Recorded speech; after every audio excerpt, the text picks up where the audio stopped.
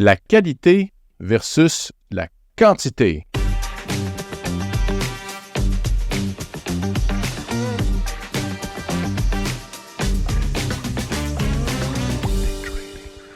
Salutations à tous et à toutes en ce beau vendredi. J'espère que vous portez bien. J'espère que vous avez eu une belle semaine profitable. Puis si ce n'est pas le cas, j'espère que vous avez réussi à identifier pourquoi, puis qu'est-ce que vous avez à améliorer, puis que vous allez adapter votre plan afin de rectifier le tir. Ceci étant dit, le sujet du jour, un sujet que vous entendez souvent de la bouche de Fuji, pour ceux qui suivent le matin avec les lives, la qualité et non la quantité. Le nombre de fois que j'ai lu un post de Fuji ou que j'ai entendu Fuji me dire ça, j'ai arrêté de les compter. Mais pourquoi il nous sort cette phrase-là régulièrement? Pourquoi c'est son espèce de mantra numéro 1? C'est pour nous la faire rentrer dans la tête. Puis aussi pour nous aider à devenir plus sélectifs.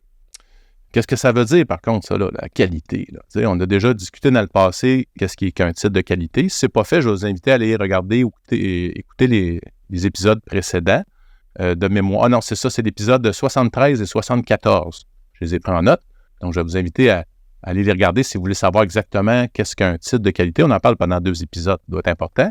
Mais aujourd'hui, on va essayer de raffiner ça un petit peu plus, définir encore plus qu'est-ce que c'est, puis avoir une meilleure compréhension du pourquoi ça fait une différence. Puis avant de poursuivre, je vous invite à vous abonner. Pensez à aimer, pensez à mettre la petite cloche en l'air pour ceux qui sont sur YouTube pour être avisés, et à partager à tous vos amis à qui vous pensez que ça pourrait être utile.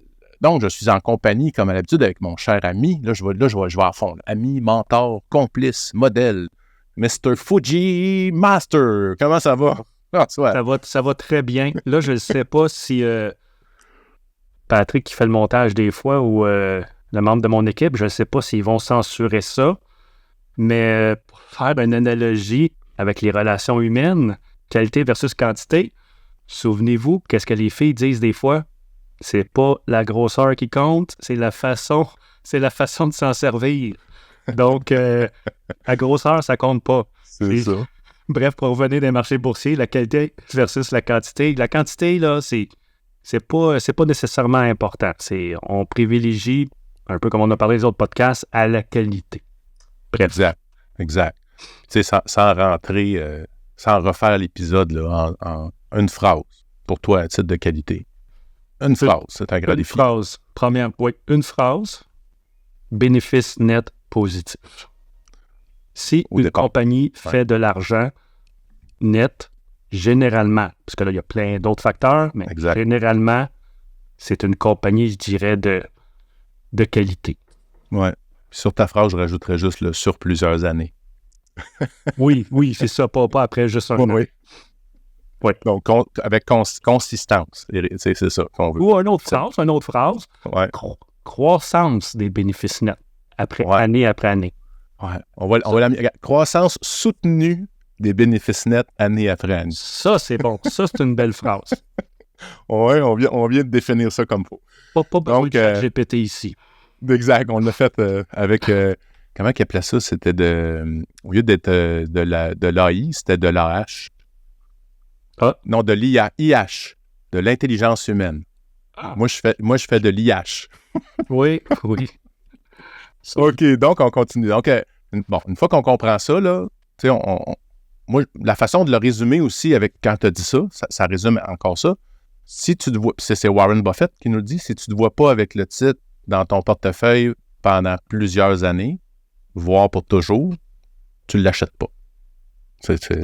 Si tu respectes ça, tu vas avoir des titres de qualité. Mais si tu fais tes devoirs, écoutez l'autre épisode, écoutez les épisodes sur c'est quoi un titre de qualité, pas juste la phrase comme ça, mais c'est ça. Fait qu'il faut être prêt de dire, même si on veut le scalper ou on veut dire que peut-être pas quand on scalpe à la seconde, là, mais quand en swing trading, on veut se positionner, bien, si on n'est pas prêt à ce que, je me suis trompé puis je vais rester avec le titre longtemps, ben on ne l'achète pas.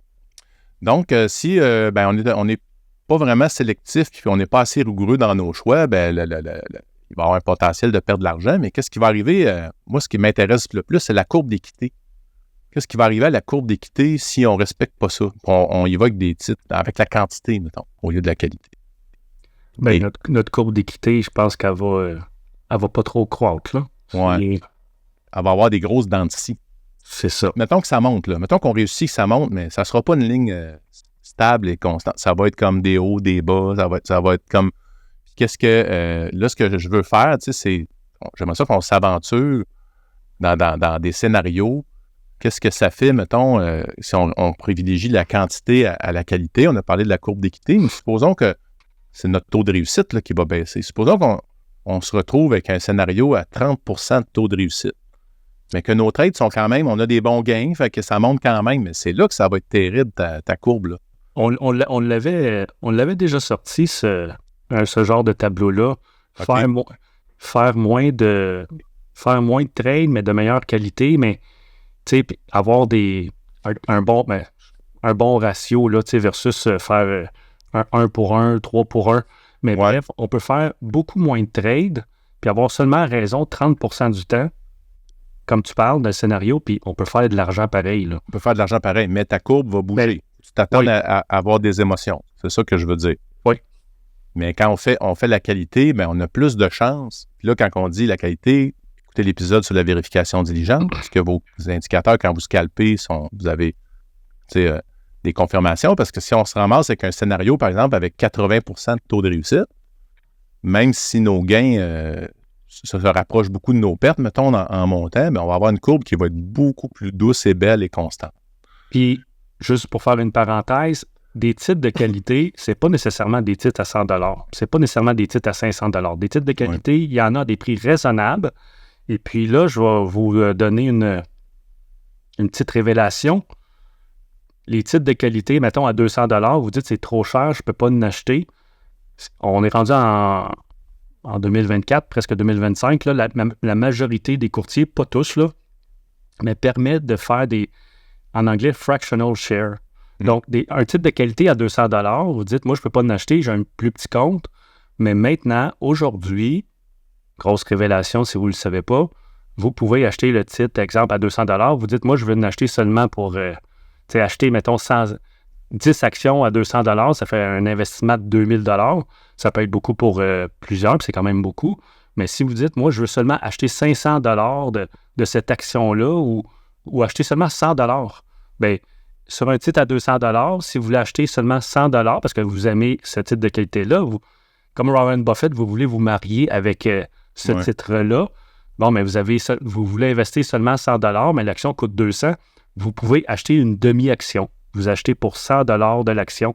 Fait que vérifiez, là, je ne veux pas faire de publicité, là, mais Interactive Broker, Wealthsimple le permet, puis je crois qu'il y a peut-être un ou deux autres courtiers. Mais bref, les titres de qualité, maintenant, là, tout le monde peut les acheter, même si le titre transige à 700-800 $. Ouais. Donc, ça vous permet, si vous avez un plus petit portefeuille, justement, de pouvoir diversifier. Au lieu de dire, j'ai mis une trop grosse position ou... ben oui. Puis là, tu parles à 100$, mais il y a Microsoft à 400 $. Je veux dire, on peut... Il y en a d'autres titres plus hauts. Là, même l'action de Berkshire Hathaway, c'est ça. C'est la plus grosse action au monde. On peut acheter une fraction de... Exact. Tu as le droit de dire, j'ai investi avec Warren. C'est ça. Je suis propriétaire de Berkshire. Oui. C'est ça. Fait que ça, c'est une belle façon, dans le fond, de se positionner. Comme tu disais, les titres de qualité, c'est pas nécessairement des titres qui coûtent cher. Puis s'ils coûtent cher, ben on est capable d'acheter quand même, pas se bloquer avec ça. C'est ça, le résumé que tu viens de nous... Là, je vais revenir à notre réflexion ici. Moi, j'étais beaucoup là, dans ma tête, quand je montais ça, c'est-à-dire, bon, ma personnalité. Moi, j'en ai fait des scénarios, pas des scénarios, j'en ai fait des stratégies que j'avais des taux de réussite plus bas. J'en ai d'autres qui font des taux de réussite plus hauts. Mais celui, mettons, qui va le plus bas, au bout de 2 ans, je fais plus d'argent. Mais l'autre, je suis plus stable. Fait que dans ma personnalité, je dors mieux, je m'en fais moins, j'ai une meilleure qualité de vie, même si au bout, c'est moins rentable, mais c'est moins risqué. Puis je dis moins rentable, mais l'année d'après, si on a des titres qui font des hauts, des bas, je dis notre courbe fait des hauts, des bas, on peut se ramasser qu'une année à la perte. Donc, moi, ce que je trouve, c'est considérer l'importance de l'émotion là-dedans, dans vos choix. C'est quand vous y allez comme au casino, là, let's go, j'y vais. C'est comme... j'ai vu qu'à un moment donné, que dans un casino, il y avait une rencontre, il faisait une espèce de colloque d'astrophysiciens. Puis de statisticiens, en fait. T'as même pas c'est ça, c'est un astrophysicien qui en parlait, mais c'était des statisticiens qui faisaient un colloque. Ils allaient au casino. Le casino, il n'a pas fait d'argent, là. Les gars, ils jouaient pas. On sait compter. On comprend en probabilité. Fait que je pense qu'ils faisaient juste se retenir parce qu'ils savent que le edge est au casino. Quand tu le sais, si tu vas avoir du plaisir, dépenser un peu d'argent, espérer refaire ton argent, c'est bien correct, là, mais fait que c'était spécial de voir des gens qui ont toute leur vie développé leur réflexion en termes de probabilité. Ils arrivent au casino, c'est pas la même émotion du tout. Pour ceux qui veulent comparer le casino à la bourse, là, le monde dit « Ah, la bourse, c'est le casino ». Quand on va au casino, là, je ne sais pas c'est quoi le jeu, peut-être le baccarat ou celui qui a les plus grosses probabilités de gagner, mais que c'est tout le temps la banque, là. Je pense que c'est 49-51. C'est 51 pour la banque. Ouais, exact. Donc, overall, sur le long terme, vous perdez, mais la bourse, là, vous voyez ça comme vous voulez, la bourse, quand vous achetez, c'est soit que ça monte ou ça descend. Hein? Exact. C'est une chance sur deux, c'est 50%. Donc, si vous pouvez mélanger, comme on a parlé dans le précédent podcast, là, les titres de qualité, faire vos due diligence, vous regardez un petit peu de graphique, vous y allez avec des titres de qualité, un peu comme on discute. Mais là, si vous passez votre taux de 50% à 60%, c'est rendu vous, le casino. Là. C'est vous, la maison, qui va gagner sur le long terme. Exact. Donc, arrêtez de comparer la bourse avec le casino. Très, très, très, très sage recommandation. Là, ce que j'aimerais qu'on fasse, j'aimerais ça, je peux le faire en premier parce que je vais laisser François réfléchir, mais j'aimerais ça qu'on ait un exemple où on n'a pas respecté la règle. Puis la qualité versus la quantité, il y a une autre façon de le voir aussi. Par exemple, tu pourrais dire, quand je trade le Forex, puis ça, j'ai fait ça dans mon passé, dans mon cheminement, on peut trader de la qualité dans les setups que tu retrouves dans le produit. Fait que là, si c'est euro USD, je peux dire, je vais attendre des setups, là, triple A, donc je m'assois sur mes mains et j'attends, ou je vais essayer de trader beaucoup. Puis à un moment donné, j'ai vu un trader qui tradait, puis il allait ramasser juste des 2 pips, juste des 2 points, là, touc, touc, touc, touc, puis il faisait plein de trades comme ça, puis là, son compte montait là, sur YouTube, ça avait l'air beau. Fait que là, je l'ai fait comme en démo, puis là, j'essayais, puis là, ça marchait, là. J'arrivais à faire plein, ça montait. Puis là, après ça, je dis, je vais le faire avec un compte live, là, je vais me faire le compte live. Fait que là, pendant le pattern de ça, pendant une semaine, le compte monte, puis pendant une journée, tu redonnes tout. Puis là, après ça, tu recommences. Le compte monte, parce que là, après ça, après une shot, tu repères tout. Parce que, dans le fond, je visais sur la quantité des trades versus dire, j'en fais une, j'attends, j'en fais une, puis je me positionne. J'essayais de ramasser des mini-montants, mais quand je fais une perte, je fais une grosse perte pareille. Fait que ça, c'est mon exemple à moi, là, que j'ai déjà vécu, de dire, je suis allé, c'était attirant, puis en même temps, c'est le fun, parce qu'on fait plein de trades, c'est le fun de faire ça aussi, là. Mais c'est dans la façon de le faire, en tout cas, de la façon dont je faisais, c'est sûr à 100% qu'il arrive un moment que pouf, tout tombe à terre. Donc ça, c'est l'exemple, moi, que j'ai appris de ça, puis j'ai décidé de respecter plus ma personnalité, puis j'ai décidé d'aller plus vers la qualité. Fait que je ne sais pas si toi, François, à un moment donné, tu as vécu de quoi de... Oui. Quand même, il y a quelque chose que ceux qui nous écoutent, tous les Québécois qui nous écoutent vont se rappeler de ça. Nemaska Lithium. Nemaska Lithium. NMX. Une compagnie qui investissait dans le lithium, là, puis c'était bon pour... tu sais, le lithium, c'est les batteries électriques, puis tout. Mm-hmm. Puis il y avait tellement un engouement là-dessus. Puis tu sais, c'est pas ça. Tu sais, on parle de compagnie profitable. Ça, c'était pas une compagnie profitable. Mais tu sais, je me suis dit, un peu comme le monde dans le pot dans le temps, je dis, Colin, c'est l'avenir, puis let's go, on essaye. Mais tu sais, je fais pas mes devoirs, là, de l'investissement à long terme. Puis tu sais, c'était vraiment pour du long terme, cette affaire-là. Puis j'ai pas fait mes devoirs, là. Puis je me suis laissé aller par mes émotions. La compagnie n'était pas profitable. J'ai acheté à 1,50, je pense. Ça a peut-être remonté un peu, mais après ça a tout de suite tombé à 1,15. Puis j'avais quand même une bonne position, là. Là, il a fallu que je stoppe l'hémorragie. Puis tu sais, aujourd'hui, et depuis 1 an ou 2, je pense que ce titre-là, il est délisté, là. Fait qu'on perdait tout. Fait que ça, c'est mon exemple à moi de... Tu sais, de pas avoir... Ouais. L'appât du gain, de ne pas avoir été avec des titres de qualité, de ne pas avoir fait mes devoirs. Fait Fait que bref, une grosse erreur. Faut respecter notre profil d'investisseur, de trader. Tu sais, là, aujourd'hui, pour ceux qui écoutent plus tard le podcast, on est en novembre 2024, là, puis ce qui va être délicat, ce que je pense qui s'en vient, là, c'est les robots, les AI, tu sais, avec les annonces d'Elon Musk. Tu sais, il y a un engouement vers ça, puis c'est sûr, ça peut changer toutes nos vies, mais on va être confronté à ce que tu décris là, plus qu'une fois, je pense, dans ce qui s'en vient. Ben, juste pour faire du pouce à ce que tu dis, l'autre jour, j'étais sur un groupe boursier, puis il y a souvent des faux comptes, là, puis c'est des robots. Là, il y a un robot qui commande quelque chose. Là, il y a un autre robot qui commente le commentaire du robot, puis l'autre robot, c'est des robots qui se parlent. Je trouvais ça drôle. Je dis, voyons, qu'est-ce que c'est ça, cette affaire-là? Sur 10 commentaires, c'était juste des robots. Wow, est-ce qu'on s'en va? Ben oui, c'est ça. Ça va être fait. Pour le marché boursier, ça va être aussi un défi. Dans les prochaines années, là, on va être tenté. Fait que soyons prudents, gardons notre esprit, mais en même temps, quand tu as pris la position sur Nemaska Lithium, ben, tu acceptes le fait que là, tu spécules aussi. Tu sais, tu dis ça, ben oui. Regarde, c'est un gamble, là, je le mets là. Puis... Ben, tu sais, on veut tout l'acheter là, pour le long terme, tu sais, à 1$ puis que ça monte à 10, 15. Exact. Exemple, NVIDIA, là, ceux qui l'ont acheté pas cher, là, ils l'ont mis là, au bord de la clôture, mais tu sais, ça, c'est 1 sur je sais pas combien. Là. Exact. Mais quasiment une fois dans ta vie, là, que tu es positionné là-dessus au bon moment. Là. Il y a 2 fois, j'ai été sentimental dans mes trades, puis celle-là, ça fait partie d'une fois, puis l'autre fois, j'avais acheté une compagnie d'assurance de petits animaux aux États-Unis. Ils aiment bien ça, les assurances d'animaux. Okay. C'est-tu cute, ça? Finalement, non, c'était pas cute. C'est ton critère dans ton checklist, là. Ouais. Est-ce que c'est trop cute? Check. Ouais, non. Fait qu'on essaie de laisser nos émotions de côté, là, peu importe le type de trading, d'investissement qu'on fait. Très sage. L'autre parallèle, je voulais faire, tu sais, là, on parle de qualité, de quantité, mais moi, j'aime bien regarder mon mindset. On a parlé avec Vincent à la fin de l'autre saison, travailler son mindset.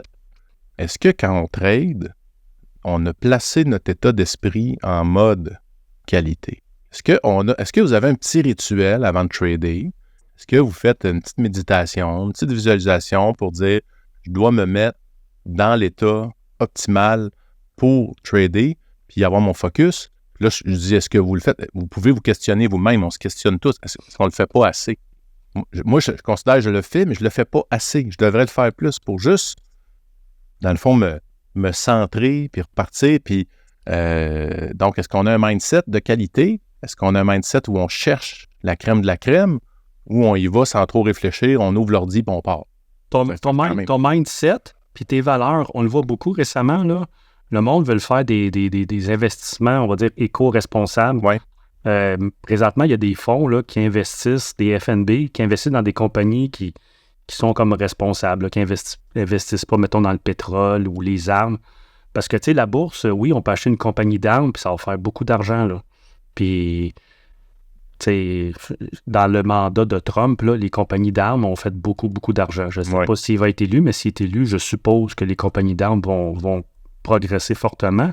Puis encore là, c'est de la pure spéculation, là, je ne sais pas, c'est pas une recommandation d'achat, mais c'est ça, il faut respecter nos valeurs. Donc, investir en bourse dans des compagnies d'armes, tu sais, ça peut être payant, mais ça va contre nos valeurs. Puis investir dans des compagnies, exemple de junk food, on en parlait dans l'autre podcast, exemple McDonald's, mais tu sais, il y en a beaucoup, là, présentement, je le vois dans mon groupe, là, il y a beaucoup de monde qui veulent investir dans des compagnies qui sont responsables. Fait que je vous invite à aller lire là-dessus, là, peut-être trouver des FNB, là, je pense que c'est ESG, mais à vérifier là, des fonds d'investissement éco-responsables. Fait que ça peut répondre à notre mindset puis nos valeurs. C'est sûr que si tu agis à l'encontre... Moi, j'ai lu ça quelque part à un moment donné, puis je trouvais ça tellement intelligent. L'anxiété vient souvent de quand on a des actions qui ne sont pas en accord avec nos valeurs. Ah oui? Oui, j'ai lu ça quelque part, puis j'ai dit, Kim, si on agit en accord avec nos valeurs, on est nous-mêmes, on est la personne qu'on est, puis si on y va pareil, même si ça fait non, c'est sûr qu'il y a un dilemme. C'est ça, les compagnies d'armement, des compagnies de tanks, je lis sous bout de langue, je ne me souviens plus, c'est Raytheon, je crois, en tout cas des compagnies d'armement, je pense que ça l'a beaucoup monté à cause de la guerre qui se passe au Moyen-Orient puis en Ukraine. Ouais. Mais tu sais, t'es content parce que ton titre monte, mais c'est à cause de la guerre. Fait que là, tu sais, tu souhaites-tu que la guerre, ça prolonge parce que tu fais de la... Tu sais, comme tu dis, c'est mindfuck un peu, ça, là. Exact. Ouais. Tu sais, t'es content parce que ça monte, mais quand ça monte, il y a plein de monde qui se font tuer. C'est ça. Ouais. C'est ça. Ben, ça vous appartient. Ça appartient à chacun. Donc, on vous laisse la discrétion de ce que vous allez faire avec ça. Mais ce qu'on retient là aussi, même que ça soit, est-ce que quand vous tradez, vous êtes anxieux? Est-ce que vous êtes frustré? Est-ce que vous avez un esprit négatif? Parce que là, l'esprit négatif, là, si ton stop se fait toucher, puis tu es sorti, puis ça part, puis ça va dans la bonne direction, c'est ton esprit négatif, là, des choses qu'on a entendues, c'est le courtier là, qui m'a sorti, le courtier, il a chassé mon stop, puis on entend toutes sortes d'affaires comme ça, mais soyez conscients que c'est nous, là, c'est chaque personne qui a la responsabilité de son succès. Donc, c'est à nous d'avoir un esprit au bon endroit, de se positionner dans des titres qui correspondent, de se questionner, tu sais, qu'est-ce que j'aurais pu faire pour pas être sorti par mon stop? Ah, ben, j'étais allé au feeling, puis j'ai pas respecté un support, mettons, ou j'ai pas respecté l'ATR, comme on parlait dans l'autre épisode, ou c'est tout ça que, tu sais, questionnez-vous, là. C'est nous qui doit développer. L'état d'esprit, le mindset, c'est super important. Michel Villa, dans la communauté, justement, il a fait une belle publication là-dessus. Tu sais, le matin, quand on se lève, là, par exemple, pour le day trading, faut, tu sais, si on part du bon côté, puis on est positif, puis pas, aujourd'hui, ça va être un autre gros jour. Tu sais, si on est positif, à la fin de la journée, ça veut pas dire qu'on va faire de l'argent, mais je veux dire, notre état d'esprit, si on part la journée positive, il risque de nous arriver des trucs positifs au courant de la journée. Mais comme au baseball, si on commence avec 2 strikes, je pense que tu es plus proche du 3e strike que du home run. Ouais, c'est sûr. Puis tu sais, l'esprit positif, il y a plein de stratégies pour ça. Tu sais. Ben, moi, je vais vous en partager une que c'est une petite portion de mon matin. Mais j'ai droit à 2 gros câlins, moi, le matin. J'en ai un avec ma douce. Moi, je me lève avant elle. Quand elle se lève, on se fait un câlin, puis on a établi que on avait lu ça quelque part. Ça doit durer 20 secondes. Un câlin là, vraiment collé pendant 20 secondes, amoureux. Bon matin, ma belle. Puis là, tu sais, on part la journée de même. Puis le deuxième câlin, il est familial. Puis c'est grâce à François que je vis ça tous les matins. La boule d'amour. La boule d'amour, c'est ça. Avant que les enfants partent à l'école. Mais ça, tu peux faire ça. Tes enfants sont en bas âge encore. Moi, mon ado de 20 ans, si je le colle pendant 20 secondes... Il y a moins de goût. Là, il va dire, papa, ça va-tu? Ouais, c'est ça. Ça va-tu bien? Mais oui, la boule d'amour, ça, c'est... Ouais. Puis c'est François qui m'a appris ça. Puis il dit, quand il y a un conflit, s'il y en a un des deux ou de la gang qui dit boule d'amour, c'est une famille. Boule d'amour, c'est une famille dans ma tête. Puis ça peut être un groupe, peu importe, mais s'il y en a un qui dit boule d'amour, il y a un règlement, on n'a pas le droit de refuser. Non. Fait que même si t'es fâché, boule d'amour. Puis écoute, moi, mes enfants sont plus vieux, puis je l'ai testé, là, puis c'est ça, tu sais, à un moment donné, quelqu'un de la peine, whatever, fâché, boule d'amour, pas le choix. Exact. Fait qu'on se colle. La référence à ça, là, pour les plus vieux, là, vous écouterez peut-être, ou essayez de trouver la scène, là, c'est dans Minuit le soir, la télésérie oui, c'est vrai, québécoise. Ça. Minuit le soir avec... Poulain, puis... Poulain, puis... En tout cas, Minuit le soir, série québécoise, là, la boule d'amour. Moi, c'est là que j'ai pris ça. Puis, écoutez, c'est bon pour le cœur, c'est bon pour la famille, c'est bon pour tout. C'est bon pour le trading. Puis Patrick, oui, c'est bon pour le trading. Puis comme Patrick il dit, se coller pendant 20 secondes, si ça dégage de la bonne énergie. Exact. L'endorphine. Faites une boule d'amour à votre souris puis votre ordinateur le matin avant de trader. Faites une boule d'amour pour qu'elle vous donne, ou votre main, pour qu'elle vous donne des bons conseils, qu'elle clique à la bonne place. C'est ça. Mettons qu'on vient plus par rapport. Moi, ce que j'aime de ça pour finir, c'est que c'est plus moi qui la demande, c'est mes enfants. Parce qu'ils sont en bas âge, ils collent la shot. Puis des fois, le grand-mère est là, puis boule d'amour pour rien, let's go. Puis des fois, on avait de la visite. OK, gang, boule d'amour, là. Même si des fois, on n'est pas habitué là, en société de ce que. Non. Ça peut être malaisant, mais ça pour dire, on bifurque un peu, mais le matin, moi, j'ai ça dans ma petite routine, puis il n'y a rien qui va me l'enlever parce que je suis sûr que ça fait une différence dans le reste. Là.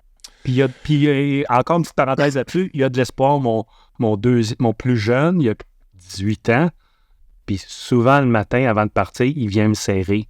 Ouais. Fait que je suis sûr que c'est des... précieux, là. Je suis sûr... oui, je sais, là, on vient émotif dans ces temps-là, mais c'est ça, je suis sûr que c'est des conséquences de la boule d'amour qu'on a fait pendant 10 ans. Là. Exact. C'est merveilleux. Bon.